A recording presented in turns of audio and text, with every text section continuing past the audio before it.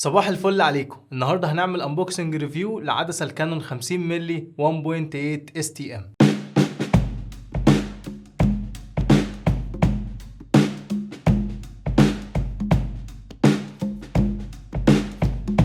في البداية حابب أقولك إن في حاجات هنختصرها في الفيديو ده كتير عن العدسات، تقدر ترجع تشوفها في الفيديو اللي عملناه إزاي تقرا العدسات، وبعد كده ترجع تكمل الفيديو ده تاني، وهتلاقي اللينك بتاعه موجود في الديسكريبشن تحت. لو أنت كنت شفته وجيت أو شفته قبل كده فحمد لله على السلامة. دلوقتي هنشوف ال7 في اي بي بتاعتنا اللي هم أوجه المنتج، ورق التعليمات والضمان بتاعنا. اول وجه للمنتج معانا عليه لوجو كانون وعليه صورة للعدسة بتوضح شوية حاجات، ان العدسة فيها رينج واحد بس، وطالما الرينج ده معلهوش ارقام خالص يبقى بنسبة كبيرة ده رينج الفوكس. تحتها مكتوب كانون 50 مللي، يعني العدسة بتيجي بفوكال لينس ثابت اللي هو ال 50 مللي.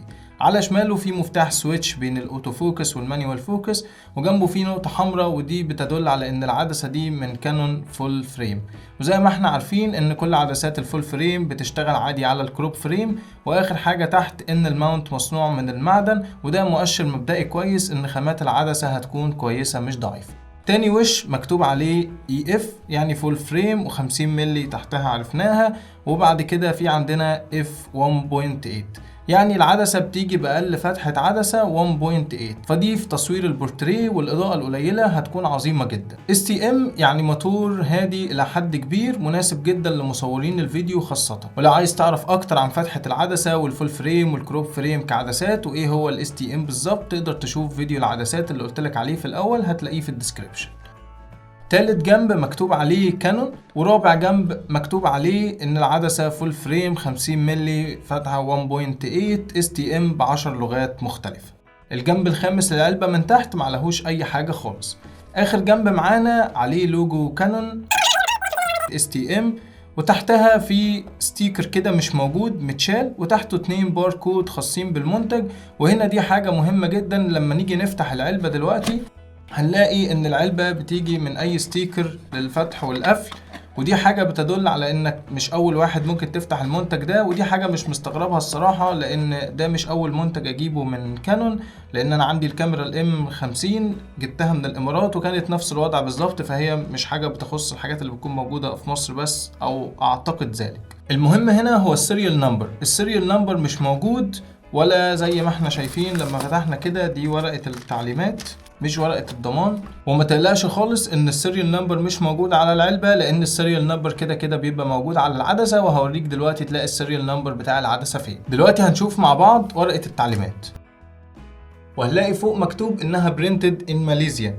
وهنا في حاجة غريبة جدا، لان الباركود بتاع ماليزيا بيبتدي ب955، والباركود اللي عندنا على العلبة هنا بيبتدي ب454. ولما عملت سيرش على EAN Search Organization، الكود اللي على العلبة طلع انه بيريفير للمنتج بتاعنا، ولكنه صناعة ياباني وليس ماليزي. وده اكد شكوكي ان المنتج دوت مش هيكون ليه ضمان اصلا. فخلي بالك وانت بتشتري تتأكد انك بتشتري الحاجة بضمان بتاع كانون، ما تعملش زي ان انا جبت الحاجة بضمان المحل اللي انا جبت منه مش بضمان كانون. ورقة التعليمات كبيرة جدا شبه الجورنال كده زي ما انت شايف، لانها مكتوبة ب26 لغة. الورقة فيها مكان زي دليل ومفتاح لكل العدسات اللي بتنتجها كانون من انواع، وفي جزء اللغة العربية مكتوب فيه انها عدسة فول فريم، وانك تقدر تنزل الارشادات التفصيلية للعدسة دي من موقع كانون من على الويب سايت، وكاتب لك الويب سايت كمان. وفي حاجة مهمة جدا كاتبها لك، اللي هي تأكد من تثبيت اخر اصدارات البرنامج الثابت في الكاميرا، وده خاص بالفريم وير بتاع الكاميرا، انك تتأكد انك مسطب اخر فريم وير للكاميرا بتاعتك. وهنبقى نعمل فيديو تفصيلي ازاي نشوف الفريم وير اللي عندنا، واذا كان الموجود ليه ابديت ولا لا، وازاي نعمل له سيت اب على الكاميرا. في شويه تحذيرات وتنبيهات مكتوبه على الورقه، فانا هحاول اختصرهم لك في الحاجات المهمه فيهم. بس بيقول لك على قد ما تقدر حاول تخلي العدسه بتاعتك مقفوله بالكابات بتاعتها سواء اللي قدام او اللي ورا، وما تخليهاش معرضه لاشعه الشمس بشكل مباشر، لان اشعه الشمس ممكن تتكثف في العدسه وتؤدي الى تلف السنسور بتاع الكاميرا. وكمان بيقول لك انك ما تعرضش برضو العدسه لعينيك مباشره وانت باصص بيها لمصدر اضاءه قوي، او حتى باصص للشمس، لان دي هتؤدي لتكثف اشعه الشمس او الإضاءة القوية، وبرضه هتؤدي إلى ضعف النظر. بعد كده هنلاقي ورقة صغيرة، وبعد كده هنلاقي العدسة بتاعتنا، وموجود آخر حاجة جزء بلاستيكي صغير كده كانت موجود عليه العدسة. دلوقتي هنطلع العدسة مع بعض، وزي ما شفنا العدسة بتيجي في كيسين، واحد مضاد للصدمات وواحد عادي.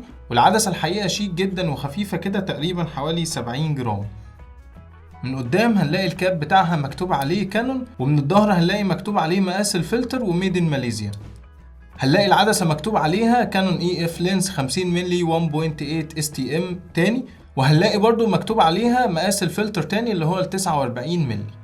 بعد كده هنلاقي رينج الفوكس بتاعنا، والفوكس هنا الكتروني وليس ميكانيكي، وهو النسخة المحسنة هنا في الفوكس، وليه طبعا مميزات وعيوب. من مميزاته ان الفوكس على وضع الاوتو فوكس تقدر تلف الرينج فيه بدون ما يعلق، لو نسيت مثلا وعملته بسرعة فممكن يتكسر منك، ودي كانت مشكلة بتقابل ناس كتير بالذات في الفيرجنز القديمة. تاني ميزة فيه ان الفوكس بيقفل لوحده لما بتقفل الكاميرا، سواء كانت على وضع الاوتو او المانيوال مع كاميرات الميرورلس. اما في حالة الدي اس ال ار فللاسف لازم تقفل الفوكس بنفسك، ولازم علشان تقفله تكون العدسة في الكاميرا والكاميرا شغالة كمان. لكن انت تقدر تعمل حركة تانية انك تزق الجنب اللي ورا للعدسة بايدك وتقدر تقفلها او تفتحها، بس انا منصحش انك تعمل ده لان ده خطر جدا على العدسة. كمان من مميزاته ان رينج الفوكس خفيف جدا في الحركة، لكنه بيتحرك 360 درجة، فمش بتقدر تعرف هتبتدي منين وهتخلص فين.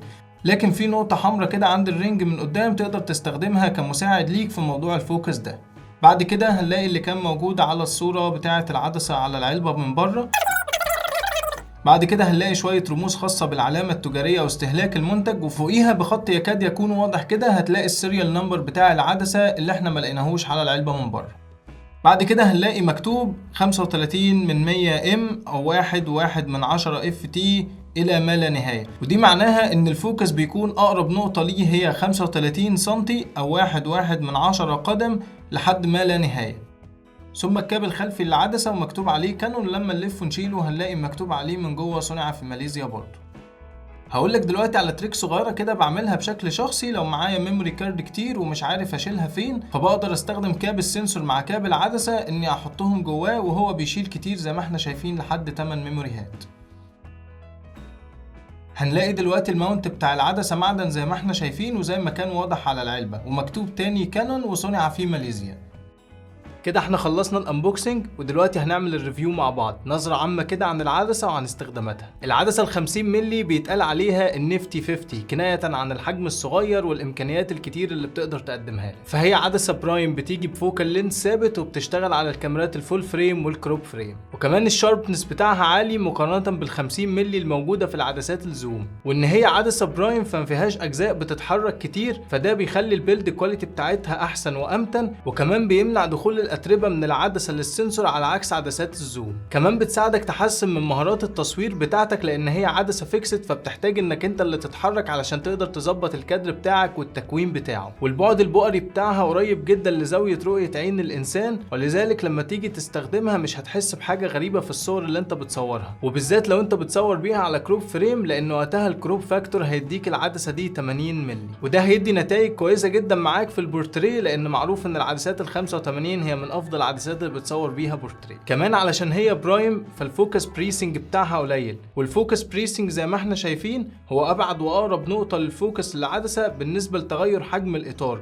ودي مهمه جدا للمصورين الفيديو بالذات، علشان لو هينتقل من جسم لجسم تاني يكون معاه التكوين مظبوط في الفوكس بتاعه. العدسه بتيجي بفتحه عدسه 1.8، ودي فتحة عدسة كويسة جدا للتصوير الليلي او في الاضاءة المنخفضة، وكمان تصوير البورتريه. وجود 7 شفرات في العدسة بيخلي الديبس اوف فيلد بتاعها ناعم جدا وشكله لطيف، لكن ال 1.8 كعمق مجال للصورة بيكون صغير جدا، ولذلك ممكن الفوكس يهرب معاك حاجات فما تقدرش تركز عليها بشكل كويس. فحاول يكون في ما بينك وما بين الاوبجكت اللي انت بتصوره تقريبا 2 متر. العدسة مش بتيجي شارب كلها على 1.8، فحاول تصور على 2.8، ولو تقدر تطلع عن كده اكتر يكون احسن. والعدسة بتكون شارب كلها 100% على 5.6. العدسة للاسف ما بيكونش فيها مثبت للصورة، فحاول تستخدم المثبت اللي بيكون موجود في الكاميرا او ستابلايزر خارجي لو انت بتصور فيديو، واعتقد الموضوع ده مش هيضايقك لو انت بتصور صور، الا لو بتصور بالليل على شطر قليل. اخر حاجتين يخلوا العدسه دي فعلا عظيمه وان انا انصح الناس ان هي تشتريها. اول حاجه هو سعرها مقابل الامكانيات اللي هي بتقدمها، وان على قد سعرها القليل جدا فهي بتقدم امكانيات تفوق اللي انت هتاخده من سعرها بكتير جدا جدا جدا. العدسه خفيفه زي ما قلنا تقريبا 60 جرام من غير الكابات بتاعتها، فهي مناسبه جدا للسفر وللتنقل والتصوير السريع في اي مكان. وكده نكون خلصنا الانبوكسنج والريفيو بتاعنا. لو عندك اي سؤال تقدر تسيبهولي في الكومنتس وانا هرد عليك، واشوفكم الحلقه الجايه.